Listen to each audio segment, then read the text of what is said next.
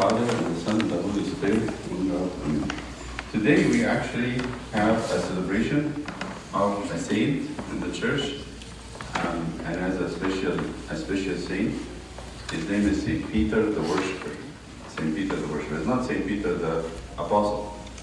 He's a man who lived sometime in Egypt, maybe a few hundred years ago. This man was very rich. He was a tax collector. He was like Zacchaeus. And usually people who want money and desire to have money because they have a lot of wishes that they want to buy stuff, they get a little bit selfish. They get very much selfish. They become very much thinking only of themselves.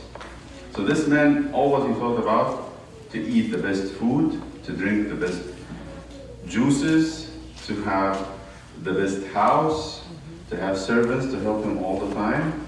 He didn't think anything of anybody else. And he got worse and worse and worse as time goes by.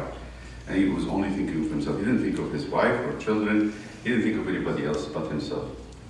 So one day, a poor person came by his house. And he never actually thought of poor people. He didn't care for them. He thought they needed to be put somewhere else that people don't see them. They're like a nuisance. Like a homeless person. That person, St. Peter, who was at that time a sinner, said, why we have poor people, they should be put somewhere else. It's a nuisance. I can't see them. Let them stay away from me. So one poor person could sneak through the doors and get into his house while he was eating his dinner. And he had lots of food. He had like chicken, turkey, and steak. He had all kinds of pastry, and then he was waiting for hot bread. So the servants were eating his bread. Yes, and juice. So they brought the bread that was, actually they had all kinds of breads, and one of the bread was like a hard loaf, like a little bit on the harder side. It was a big loaf. And he saw this poor man coming and said, what is this man doing in my house? And the man kept coming closer, and he said, sir, please give me something to eat. I didn't eat for the last week. I'm dying of hunger. And he said, you get away from my face. I don't want to see you here. So he got angry because that man managed to get into his house, and he took the loaf of bread that was very hard, and did what? Because he couldn't do anything else. He threw it at the man to hit him. So he hit him in his head. He hit the man in his head with a very hard loaf of bread. The man was actually thankful. He said, thank you, sir, thank you, because he thought he is giving him this food the bread to eat, but he was not interested in feeding him. He was interested in hitting his head. So he took the bread, and the servants took the man out, and they were apologizing to Peter, said, sorry that we didn't see this man coming in. Everybody went back to normal. He ate his meal. He was happy. Ate his meal. He was comforted. They took care of this poor man. He didn't care for him. Then he went to bed at night. And at night, when he was asleep, something happened. He saw himself standing in heaven. And there was in front of him a big scale with the weigh things on it. They weigh things on it. It has two sides. This side and this side. And if you put something heavy on this side, this other side will come up. If you put something heavy on this side will come up. So they said this side is for his good deeds, whatever Peter did that was good, and this side for his evil deeds. So the devils came and they started to load the evil side with things. He's selfish, he cared less for the poor, and he started putting stuff. He took money that he didn't need to take. He stole stuff. He took things that doesn't belong to him. He was not nice to his parents. He was very selfish, very, very selfish. And they kept loading it. Also, this side started to be going down, and this side, the angels looked at it and it's empty. And then just said, well, can we find something good for him? Is there anything good for this man? And they said, nah. can't find anything. Just go search, go search. Then eventually one angel said, oh yeah, I have something. So he said, what do you have? He said, he brought a loaf of bread that was hard, right? And he put it in the scale. Did it do anything? No, it was too light.